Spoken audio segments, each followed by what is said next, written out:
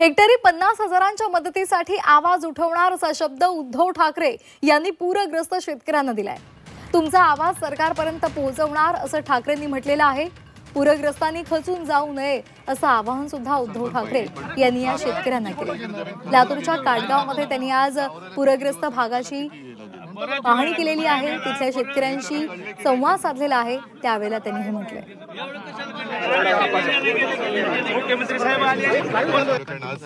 आमच्या हातात तर काहीच नाहीये, पण एवढंच आहे की काही नसलं तरी तुम्हाला साथ सोबत करायला आलेलो आहे। फक्त कोणी खचू नका आणि वेडवाकडे काही पाऊल उचलू नका।